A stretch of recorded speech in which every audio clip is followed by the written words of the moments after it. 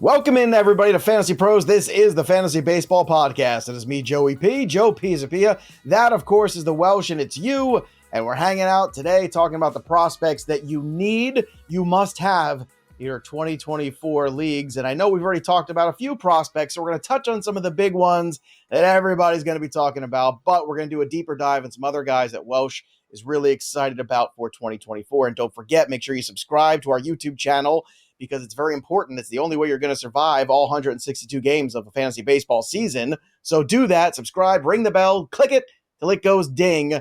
And of course, you'll know every time a piece of content drops here on the channel, because we've got a lot of stuff here. We got the podcast, we're going to have live streams, we're going to have draft coverage, and Welsh, the draft wizard, is open for business. So you can already start going and creating all the different mock draft scenarios you possibly can handle. Right now, it's available over at FantasyPros.com, so check out Draft Wizard again for MLB. And if you subscribe to the Fantasy Pros MLB YouTube channel and you comment below on this video with your favorite prospect or how much you like Welsh's beard, because it's coming in very well, you could win a free premium upgrade to Fantasy Pros Premium, which is a big deal. Because if you're looking for custom mock drafts, the salary cap draft tool that's going on now for those of you in the salary cap leagues, or even just in-depth analysis for your own fantasy team's performance, Fantasy Pros Premium has the tools to help you win and unlock the most powerful tools in all the industry. So don't wait for the giveaway. You can sign up today at fantasypros.com/premium and start playing smarter, not harder, or you could throw your hat in the ring for free and see if you can get it. So you might as well do both at the end of the day. Maybe you get lucky, but Welsh, we talk about it all the time. Just to manage all your leagues, the Fantasy Pros Premium, just to set all your lineups just on the Fantasy Pros app, that alone is worth downloading and syncing all of your leagues. Don't you think? Yeah, I don't think you have a realization until you go in and you check how powerful and what you can do. You want to know one cool thing I was doing today? I clicked on, I don't do a ton of auction leagues. Auctions are the bane of my existence because of how long they take. But you know what I love about auction stuff is the calculators, because you can go and you can check actual pricing. I was in the salary cap estimator, I think that we have. I think that's the title of it. It's a salary cap value calculator. And I was going in and I was changing all the different formats, 15, adding positions, watching the dollars change. And sometimes it's a really good barometer just to talk about actual values, even if you're not in salary cap leagues. If you want to see the worth of players based on projections to money, I do that all the time. There's some great spaces that have done that in the past, and we do that here. So go and check that out amongst all the great tools here at Fantasy Pros. Now, speaking of great tools, Welsh and I are going to talk some prospects now. That's right, because we're the two biggest tools around these parts. So let's talk about it. We'll talk about the obvious guys, the guys that we already kind of touched on in the last show. So if you missed that, go back and watch and listen to it. Wyatt Langford, obviously a big one too. You know, the Texas Rangers right now, kind of an embarrassment of riches. You know, they win the World Series. You know, a couple years ago, they're overpaying for some guys and some contracts a lot of us were rolling our eyes about, but turned out to be the right situation, and clearly things are going well, and they've already got a good young pipeline of players. Jackson Chourio, the young infielder for the Milwaukee Brewers, who is very exciting. They've already extended him in Milwaukee. We touched on him too. We expect him to break with the club. I want to say he's going to still be less than 20 by the time that would happen in spring, I believe. I got to check the birthday. Yeah, I just looked at it the other day. I actually think it's March 11th that he turned. I knew it was around there, I feel like. Yeah, so he would be 20 for the season. Yeah. Still can't drink, but we won't tell if Jackson has a champagne to celebrate that contract, because goodness knows Welsh and I would have at least a bottle or two. Evan Carter, also another piece for that Rangers team that's very exciting, and Junior Caminero, a piece that we think is going to get a lot of opportunity this year in Tampa. Now, Caminero is my guy. I think he's the guy that can step in. The need is going to be there. I think he's going to come in right away, be very productive. I don't want to think there's going to be too much pressure on Chourio. Chourio is spectacular, but again, he is very young, and there's a lot of pressure when you're that guy and you come up at that age. It's going back to the days of Alex Rodriguez, right, in Seattle, where he comes up and he's 20 years old, and the pressure that was on him, and he had a lot of star power around him. I don't know if he's got that same kind of situation in Milwaukee that A-Rod had in Seattle. We could talk about that. But of these four, which is the guy that you can see yourself having the most shares of, depending upon ADP, or depending upon what you think really is worth the premium, or maybe the guy that has the best path to playing the most time? So this elite tier, and you kind of mentioned at the top, I just want to point out again, this is not really even in our group of the prospects you have to have, because you should already have these guys. So these are the most obvious of targets. Now, I'll tell you this. I have Wyatt Langford higher than anybody here, but I would say Langford is in the bottom two of like feeling comfortable that you're going to have him on opening day at this moment. Evan Carter's the safest. We know he has a spot. Guy was hitting 3 in the World Series. He's locked into a roster spot. You can draft him and no. Chourio with the contract leads us to believe he's going to be able to play the whole season. What you love about those two, by the way, are the stolen bases. I have questions about Carter's power. I'm probably actually least interested in Carter, even though he is the safest. It's funny. I'm least interested in him too. Why are you least interested? Just out of curiosity. Well, I mean, I don't love the lefty bat. But I know a lot of people are making a big thing about it, but I believe between the minors and the majors, he had 1 extra base hit against lefties the entire year, struggled even in the majors against lefties.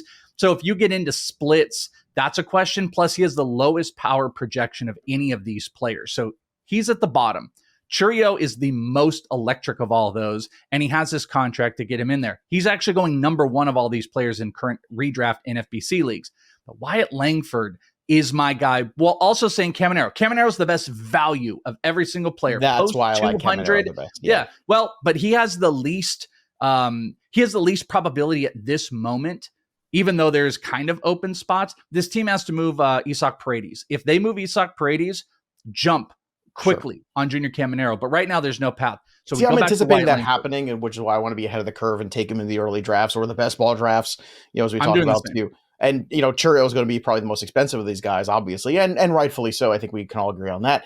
But it's funny because you mentioned that Carter's the guy for you that you also struggle with. To me, it's the frame. I'm just concerned that he holds up over a long season. I think he's got a long way to go in terms of growing into the size and the body type. But what's so tough about that is 2 of these obvious guys play on the same team then. So you've got Carter and Wyatt Langford. So for all intents and purposes, I've talked about this. They're going to give Wyatt Langford the opportunity. He got all the way up to AAA. He was in legit discussions for a playoff run. There was legit discussions when I was actually at that game at the World Series when Adolis Garcia got hurt. There was discussions about putting him on the active roster when it happened. They're going to give him a shot. So this team could do if there's a weird split issue, there could be a platoon and these guys could maybe hurt each other. But I think that DH spot is open for Langford. They can put him in the outfield. He's got a good ADP. I want to be invested in him. I have him higher than any guy on my redraft ranks this year. So Langford, I want to be in the most business of. Caminero is the best value. So both of those guys are going to end up on a lot of teams. I have not been able to pull the trigger on Chourio just yet or Evan Carter. All right, let's jump to the list now of the other guys that you're going to have at some point, or maybe even draft depending on the depth of your league. And we're going to start with the Baltimore Orioles, who are going to be an embarrassment of riches when it comes to young players. Jackson Holliday, yet another one. Now, Welsh, I described him, in my opinion, he's a left-handed version of Craig Biggio. Spreads the ball around, makes good contact all over the place. We'll see if the power, develops. Last year, this is a guy who went from A to high A to double A, all the way to triple A. He only played 18 games in triple A. Hit just 267, but he still had that 396 OBP. So the on-base skills are still there. The guy takes a ton of walks. He's got really good pitch recognition skills. Obviously, the pedigree of being the son of a former major leaguer. So Jackson Holliday, your thoughts on how aggressive people should be on him in 24? So this is the one I want to be hyper aggressive on, but I'm playing it a little bit cautious right now. If you go to Roster Resource, as we are doing this video, he is currently set up as their shortstop, but we don't have any confirmation. If Jackson Holliday is confirmed that he is the starting shortstop for the season, I think he's a top 100 guy to draft in redraft leagues, because this is one of the things I like about Langford. Of all those guys we talked about, Caminero doesn't have the stolen bases, but big power. Chourio, I worry there might be some off-speed struggles as far as maybe going through some ups and downs. Langford has got this floor with his OBP. That's what Jackson Holliday does. Jackson Holliday had over 100 walks in the minor leagues this past year. Absolutely hits the ball hard. He can run. I think he could be closer to an OBP Bobby Witt type of guy. I think he's a 20 homer is not even in question for me. I think the guy can steal 30 to 40 bases. He walks a decent amount, doesn't strike out a lot, makes great contact. If he is anointed the guy, he will be drafted inside the top 100. I guarantee it come draft time. Right now, you can get him late because there's a little bit of a question mark. He's around that Caminero range, but people feel more comfortable that Caminero is going to be able to start sooner. So that's why I think the prospects that you have to have, the true top 10 list here, Jackson Holliday is one that you should be drafting in your leagues post 200 every single time, just off of the shoot that he does do it. If he doesn't right off the gates, it still might be within the first month. And I think he presents such a good floor. This is exactly the type of prospect that you want to invest in redraft leagues. I mean, I love him in Dynasty as well. That's not even a question. He's my number one prospect, but look, redraft, this is the guy. Great young player. You're a little more bullish on the power than I am. I don't know if it's going to translate right away. I think it's going to take a little bit more time. Next guy on our list is Noelvi Marte, who is a player that, if you've been following or you've been playing Dynasty Baseball for a while, I mean, this is a guy that I drafted, I think, 4 years ago when he was probably still a teenager when he was with Seattle. And what I love most about Marte at this juncture, too, when you watch the tape on him, is he's really done a good job of staying balanced, staying back. He waits on that ball, and he really is using, that leverage that he gets with his legs and that balance that he's had in his swing. He's got a little bit of a leg kick now, too, which is something that he's added. He didn't quite have that when he was younger, quite to the extent that he's got it now. So you're seeing a little bit more power, and I think that's why you're seeing some of these balls jump up there with Marte. But I guess the big question with Marte is, where does he play at this point, too, right? It's such a logjam there. What is your answer to that question? Because I think that's something we all look at, and we're all trying to figure out the answer. Yeah, well, I think the question is third base. So I think some people could probably be like, hey, this guy, Noelvi, belongs in that little elite tier you talked about. So where does the Reds' Encarnacion Strand go if he goes to third? I guess that's the big question, right? Well, I don't think Encarnacion Strand is a third base option for this team. I think that is out. I don't think defensively they've liked him there. Yeah. He is a first base guy. So I think, you getting, and they've already moved Steer to the outfield. So I think the roster construction at this time is Ellie at short, McLean is at second, and Noelvi's at third with Strand at first, Steers in the outfield, and it could move around. Here's the problem and why we put him in this tier, and I have Jackson Holliday above him, is there still is a question mark because this team is so talented. They could have McLean be short. Ellie, they've talked about playing some third, and they still have Jonathan India. Jonathan India could be playing some second base. So there's a possibility that Noelvi starts in the minors. I also think the upside in my mind is bigger with Jackson Holliday, and that's why I have him as the number one guy to own. There's some question marks here, but listen, Noelvi was fantastic in his pro debut. Hit the ball hard, 6 stolen bases in a little over 100 at bats. He had 3 homers. He hit over 300. I don't think they're going to push him off, but he costs a lot more than guys like Caminero and Jackson Holliday, but he's still prospect eligible. There still is a very viable path for him to break camp with the team.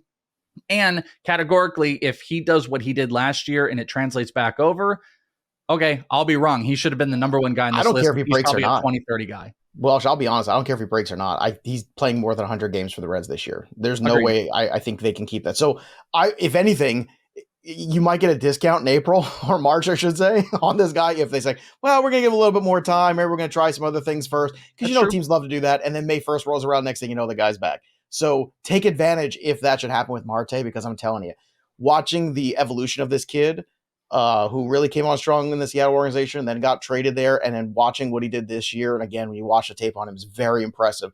The balance in that guy as a hitter is really impressive, and the power is legit. I want to get him in that ballpark as soon as possible.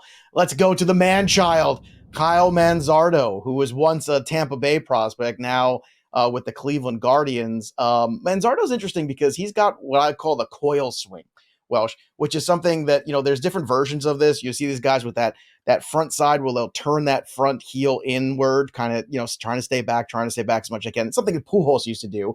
But then you have some other guys that really coil. And the left-handed guy that he reminds me of when he really coils, the coil guy of all time is Don Mattingly, who was a smaller guy who used to get so much out of his swing with that coil that he used to do. He used to turn his whole body in, and all that power would come from that explosiveness of that coil. That's kind of what Manzardo does. Now, obviously, we have a difference in terms of size, potentially. Manzardo 6 feet tall, not so much with Don Mattingly. I don't know what his official measurements might be, but I don't think Donnie Baseball was 6 feet tall last time I checked. But Manzardo, interesting guy, because Cleveland is, I think, a team that desperately could use some help here on the offensive side. He's coming off a pretty good fall league, 272, 340, 565 slash with a 905 OPS. So what's the future look like in 24 for Manzardo?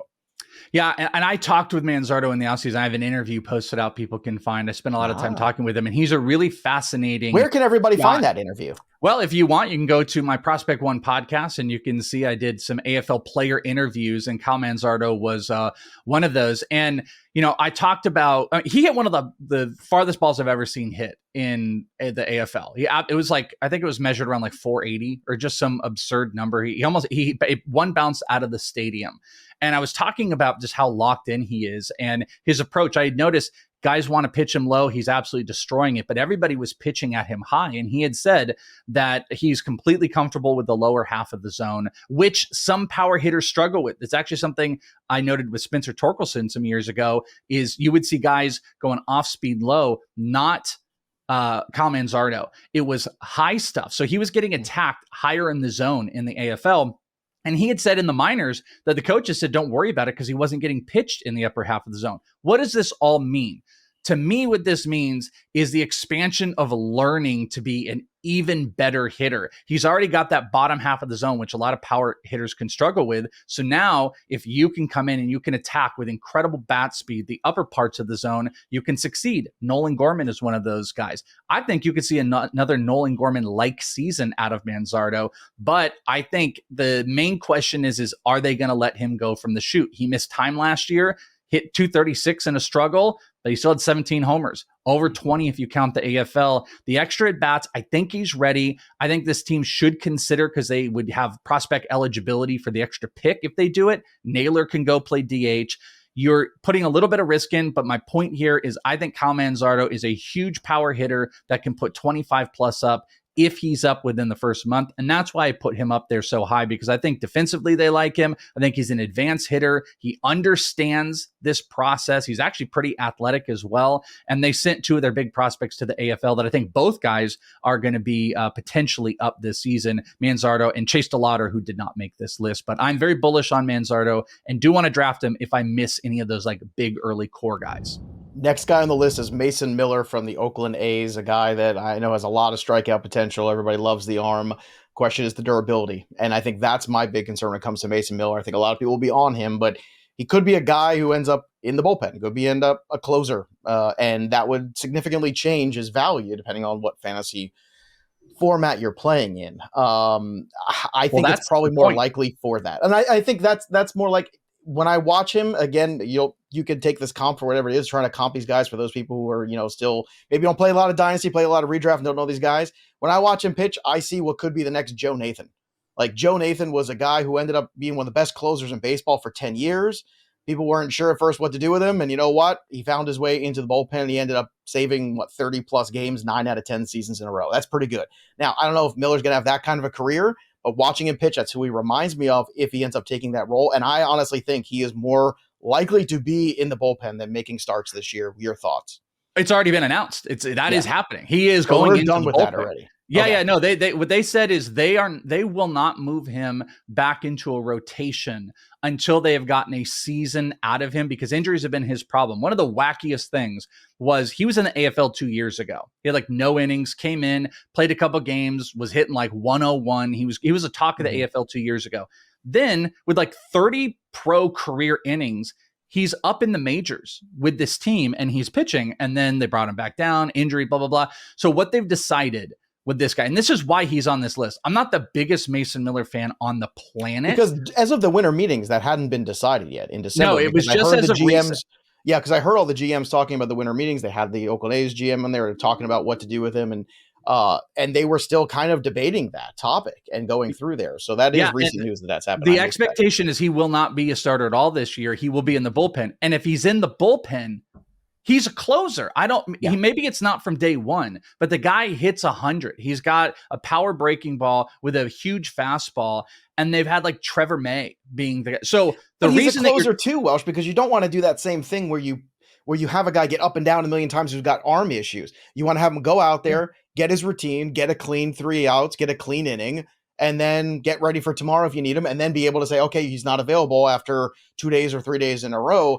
You can manage the concerns about the health of that arm if he is the closer. Yeah, and the only reason to not put him in a closer role is if you don't want to build him up in that spot where you're going to then take him out into the following year. So that's a possibility. So why he's high on this list, and we're talking about 2024 prospects that you have to have, is because he might be a closer out the gates, or at least 3/4 of the season. It's the A's. they stink. How many opportunities? But this is a guy that you can get cheap saves while people are not necessarily projecting or him being projected as a closer. I think he will be the entire year. He's locked into the bullpen. That's why. Are we usually chasing this? No, but this is the best option of a young prospect that could be closing the entire season.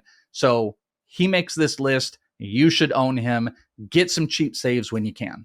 I'll tell you this too, like in dynasty leagues, I think this is just going to be his future. Like I do too. I don't think he's going to be a starting pitcher. I just don't see that in his future. Again, electric, the velocity's real. We all know that, but he is only valuable if you can get innings out of him. And it's better to get the 65 innings out of the closer role than it is to try to push him to 160 and end up getting 0 at the end of the day. The only argument will be like, you don't want to monopolize all of your really great talented pitchers immediately into that. But I think there's a longer track record. The Diamondbacks did this with Archie Bradley. They just kept fighting. And then it was like, he can't stay healthy. He can't go multiple innings. And I think that might be what we're coming to terms with. This team is coming to terms with is get his big future closer, but just be wary that the last resort many times for teams is to make that transition so they can't be like, you want these guys to be starters. The best value is that they are a starter. But if they making this move, in my mind, this tells me like, oh, they don't believe that he can hold up over 100 innings based on his arm and what he does. And that's why we want to invest. And that's why I think he can be a closer for the majority of the year. Next on our list, number 5, Kyle Harrison, starting pitcher of the San Francisco Giants. Now, Harrison got 34 innings last year at the age of 21, struck out 35 guys, just 11 walks in 34 innings. He had the FIP of 5.53 and a WHIP of 1.15. So obviously some wacky things going on there. ERA was about 4 and change. But again, it's first 34 innings. What you like about Harrison, is he is kind of like an old school drop and drive pitcher, really using the legs. You see a lot of these guys with these big arm actions and things like that. This is not Kyle Harrison. Kyle Harrison, to me, when you watch him, it's really strong in the lower half. And I think this is the kind of guy that long-term is going to have a lot of good durability, because that is an old style of pitching that you saw more in the 60s and 70s, even in through the 80s, of that drop and drive, Nolan Ryan style kind of thing, where they're using that lower half. And I think that is a great thing to see here out of this young man. And I think that bodes well for him making more starts than you might realize, not just in 24, but also beyond. What are your thoughts on Harrison and the contributions he can make, not only to the Giants, but to fantasy rotations this year? Yeah, I think the big key here is that like you have the ability to be a starter and maybe for the majority of the year. Because, they made trades for like Robbie Ray, who's going to probably not come in until like the back half of the season. There's a lot of injuries that are going to go on there. And Kyle Harrison was a guy that they kind of thrust into that role on the back half of last year. The results weren't incredible, but he still had an almost 24% K percentage. I've never been the biggest fan because, he had similarities to Brandon Pfaadt in the minors when they were both there. They were both like really, really high K guys. And Pfaadt has a sweeper where it's designated as like a slurve type of slider for Kyle Harrison. And Pfaadt's was a lot better. Kyle Harrison had massive walk issues, but huge stuff plus numbers because the fastball plays, even though it didn't absolutely fly here. It was right around 94 miles per hour, but had a really good whiff percentage, around 25%, which is very high for a fastball. It's going to be the secondaries and really just the command locking in. But here's the key: high strikeout pitcher on a team that is going to give him the innings to be a starter. So if you want to chase some strikeouts, this is why you do that move. You can have that translation of, Logan Webb kind of rubbing off. Giants have always done really well with getting the most out of their pitchers. So I think this is a strikeout chase play. We're moving down the list, but this is a prospect that you should have in your rotation, especially if you've missed out on strikeouts. Hell, if you went safe and you got the George Kirby's and Logan Webb, let's say, and you've got this huge floor of pitchers that lack strikeouts, you should chase some strikeouts. He's one of the better strikeout chasers to go for in the lower rounds. And this is a prospect that you should, probably get he might end up being a streamer at the end of the day. But if they are giving him the full bore, you might have a 10K per 9 high K percentage type of player out of him that can help, some of your ratios. I'll say this too, some of those lefties, they take a little bit longer in the cooker, that's just the nature of the beast sometimes, just the mechanics of it. but I just really like his style of pitching. I like Harrison a lot. I think this is going to be one of those guys. And you mentioned too, the Giants have a good track record with these guys and good positive ballpark factor for him as well. So a lot of things I think to like there, especially in those deeper leagues where you're desperate for pitching. And you know what? Great point talking about the ballpark factor, because it is a friendly environment. And the thing to remember about a lot of his minor league stats was that he was pitching in the PCL, and the PCL is a known disaster. And that was actually one of the reasons to love Brandon Pfaadt, was because he was so dominant in the PCL. Kyle Harrison got beat around, but you're now going into a great pitcher environment, which one other thing I want to point out. He's the only lefty currently locked into the rotation, according to Roster Resource. So he's not going anywhere. The only thing that's going to hold him back is maybe some type of innings cap, but you're going to get 130, 140 plus out of Harrison with really good strikeouts. So yeah, this is a good chase. And there's not a lot of great prospect pitchers to chase in redraft leagues. He is one of them, though. All right, if you like players that play with their hair on fire, then I give you Pete Crow-Armstrong. That's that guy. He's a very excitable guy. I like that about him. A lot of energy. Gives you some power, gives you some speed, gives you too many strikeouts for my liking, personally. I think that's something he's got to work on, but he's just going to be 22 years old. Chicago Cubs have certainly an energetic player. I think this is a player that would be extremely popular as the Chicago Cub fan base gets a little bit more of a taste of him. Like I said, plays hard. That's what you love. Still very young. I think still a little rough around the edges for me. But the Cubs are a team that proved last year they're starting to get back into relevance. So how much of a role is Crow-Armstrong going to play in the Cubs 2024 season? Well, see that's a big question. And that's why we have, I think, a little bit more of a marker in him. In the minors, Pete Crow was fantastic. 20 homers, almost 40 stolen bases, attempted 47. He ended up taking down 37, hit 283. In AA, he hit 289. In AAA, he hit 271. Pretty good OBP as well. Not quite 100 points, but around 70 to 90 and points. A great defender. He's a plus defender, too. So that's something I think that helps you get more opportunities, should I say. Plus defender. Right now, this team has Mike Tauchman locked in on Roster Resource as their center fielder. Nope, not going to happen. Bigger question is, if Cody Bellinger signs back, where do they put him? I think they put him at first, which moves Michael Busch and Christopher Morel, if he doesn't get moved, into a split rotational DH spot, and it puts Pete Crow-Armstrong in center field. I think the contact skills are there. He clearly can run. He can hit a bit. Even if things come back down, I would not be shocked if you're looking at a 15-20 season out of him. Maybe it's 10-25 or something like that. If he's hitting lower in the order, it's not the best thing in the world, but he's a power speed combo going near the back end of drafts. And one of the things holding him back is just people are a little bit unsure. But again, Mike Tauchman is the guy. And I also don't think if Bellinger were to resign and they put Bellinger in center field, which is a possibility, that Michael Busch is going to be the reason that Pete Crow-Armstrong isn't up. Michael Busch is a good bat, but the play here, Bellinger at first, Busch at DH, Pete Crow-Armstrong in center field. That's how you play it. And that is a cheap outfield, stolen base, semi-power option that you can get in drafts this year. And I think people just kind of sleep on Pete Crow, and I wouldn't. No, I wouldn't either. And it is going to be interesting. I can't believe we're still here. We don't have Cody Bellinger stuff yet. It's the 16th of January, folks. What are we doing here? Yeah, and maybe he signed by the time you guys are listening to this. You guys know the answer or something we like say that. This, and then we'll have more clarity. But regardless, I think your assessment is correct. And I think Morel has a lot of value to other teams because of his versatility.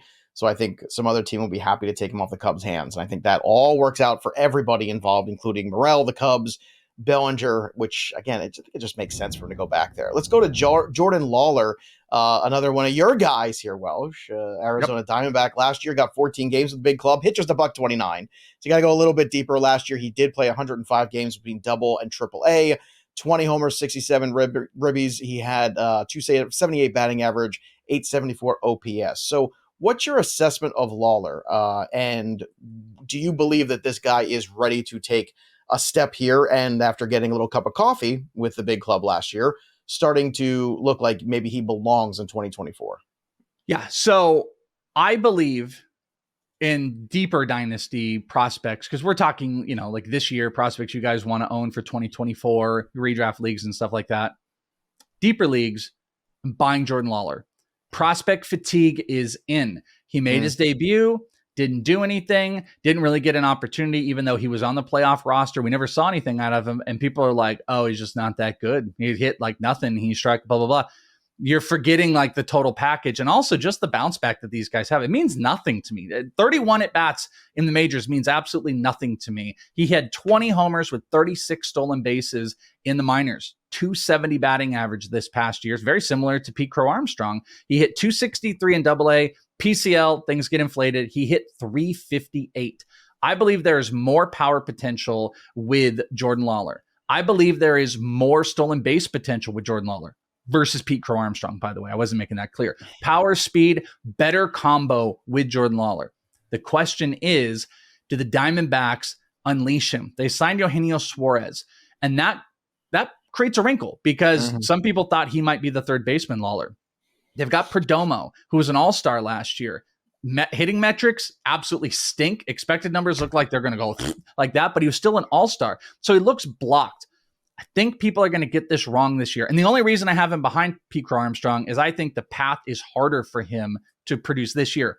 But I think it is very much in the realm of possibility that they get him 400 plus at bats. They could move Suarez to DH at times. They can let him play short and third. I think they're going to get those at bats for Lawlar this year. And I think we're going to see a bounce back. He's a super smart hitter, crazy aggressive. He can be aggressive as far as like strikeouts go, but he's aggressive on the base paths. He's got 20 plus power, and I think you can get 400 plus at bats, and he is dirt cheap because no one sees a job for him. So redraft, I'm not going nuts, but I do think he's going to get more at bats than you think. And in Dynasty, I am buying on Jordan Lawlar because prospect fatigue is the realest thing ever in Dynasty leagues. And people don't care about Lawlar right now. They don't care about Pete Crow-Armstrong because they didn't produce. Everyone loves Noelvi. Noelvi is the new biggest thing ever, but watch Jordan Lawlar outproduce Noelvi. They're so young still. I mean, they're both, I mean, we're talking about early 20s here. I mean, there's just so much time. Lawlar's 21.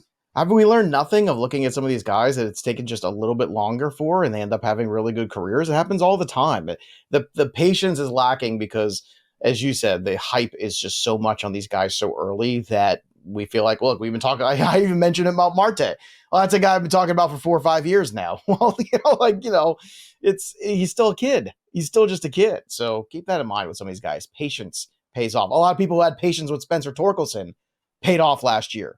There's a perfect example of a guy people lost patience with.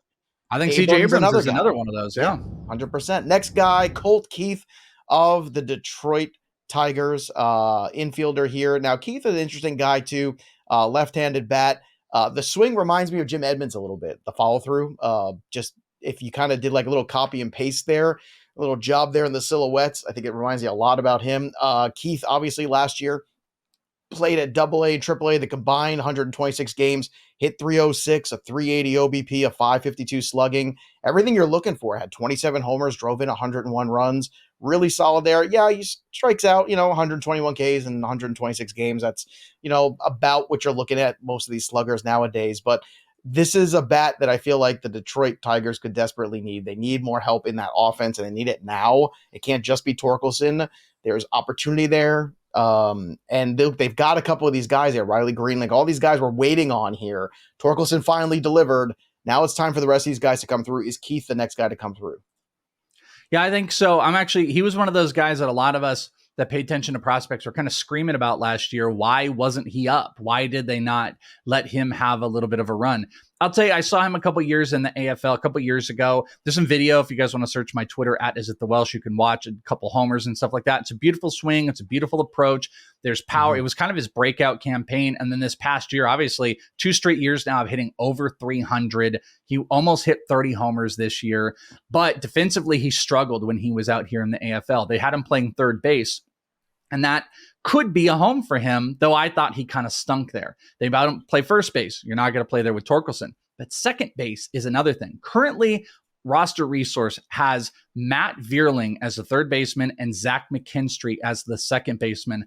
I don't think either one of those necessarily are going to block Colt Keith. Now, if they want it to and they want to manipulate service time and stuff like that, sure, okay, they could. But there's a path on both sides of those. And here's the other thing. Colt Keith does have versatility. His arm isn't great, but he could play third. He could play second. He could play first. That's what McKinstry does. That's what Vierling can do. So if the team wants to make the commitment, maybe take a shot at that player pool, extra player pool money if he were to win Rookie of the Year? I think so. And he's a big power bat that has good batting average. He's a big force to this lineup. And I think they want to try to win. If they want to commit to winning, I think they give Colt Keith a shot. So pay attention to him in spring. Take him at the end of drafts because it's a good power bet with solid batting average. And imagine if he's hitting like 5 or 6 behind Torque and Riley Green. I mean, that's a pretty good front end that this team has put together. So I'm interested in Colt Keith, and I think you should be too. I'm very interested in our next guy. I can't believe he's number 9 on this list. This is absurd. He's my one. Heston Kjerstad of the Baltimore Orioles. I love this guy. I love this swing. It is beautiful. It is easy. The power is easy. There's times where it almost has a Will Clark sort of vibe about it because he's kind of got that little front side that he does a little bit where the elbows really relax in the front.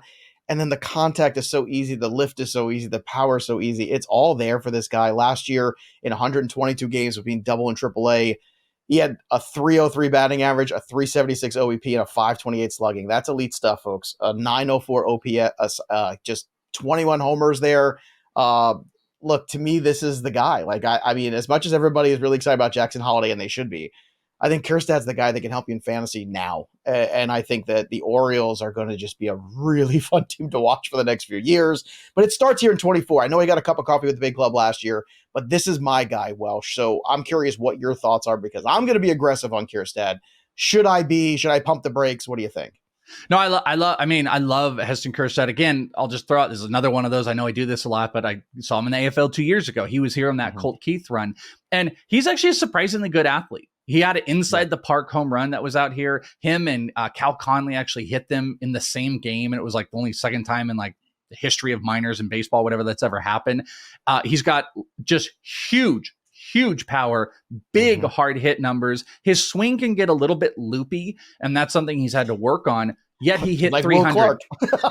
Yeah, and it can get like up and loopy, but that's also why he absolutely destroys baseball. 21 homers while hitting over 300 is great. Here's the deal, though. Breaking news. The next guy's an Oriole. There's 3 Orioles on this top 10 list. The Orioles are a team to watch because they got to make a move. When they make that pitching move, I think it's going to create a lot more clarity. We're currently looking at a situation where Jackson Holliday, Heston Kjerstad, and the next guy don't have space to play because Ryan O'Hearn, as much as it's Ryan O'Hearn, played pretty well last year. They like him. They got Ryan Mountcastle, Jordan Westberg. So they've got to consolidate. If Kjerstad were to be moved, or they were to move like a maybe not Westberg, but like a Ryan Mountcastle, and he had playing time, I think that's good. My worries about Kjerstad is he gets into bad months and bad streaks of striking out and whiffing through, and he almost becomes like Colton Cowser, another one of those guys where they just move him in and out. But the skill set is there for huge power. He could lead this team in home runs, Kjerstad. If he were given 600 plus at bats and he was on his thing, he could lead this team in homers. So that's why you get excited. Maybe he is a little bit too low on this list, but I do think there's just so many questions at this moment about the Baltimore Orioles and what they're going to do. But the point of all of these guys these are the guys that should be on your radar prospect wise, because there is up and down movement, especially with this team if they start consolidating some of these players. And you talked about, having Harrison as a stash earlier on the show about strikeouts. Well, Kjerstad's that guy to stash for power. Like this guy's, like I said, I'm very excited to see the evolution of that player. Coby Mayo, the last guy we're talking about, again, as Welsh said, the Orioles kind of loaded right now, so it's kind of tough to figure out where he lands. My thing about Mayo when I watch the tape on him, it's look, you throw him low and inside, he's going to hit it. If you, there's ways to pitch to him that I've seen so far.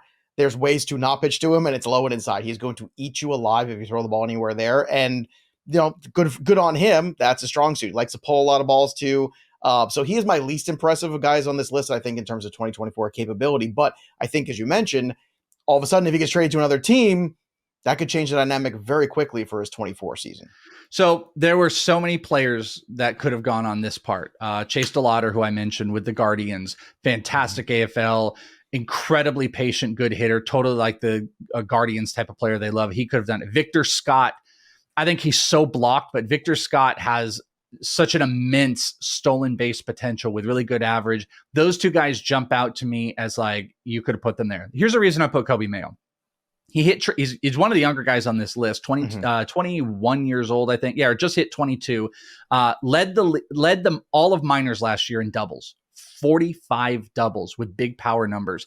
In AAA, we have some StatCast data from AAA. He had a 112 max, which we're looking for above 110, and averaged 91.6 miles per hour average exit velocity on hits. He had a 51.5% hard hit rate and an almost 10% barrel rate. I'm looking for double-digit barrel rates. I'm looking for big hard hit numbers. That is what he does. And he hit AAA, which means we're on the clock. I think there's a possibility when the Orioles start making moves, Coby Mayo's not one of the guys that gets moved. And if they make a move, they're getting pitchers, that might vault him into a situation to play.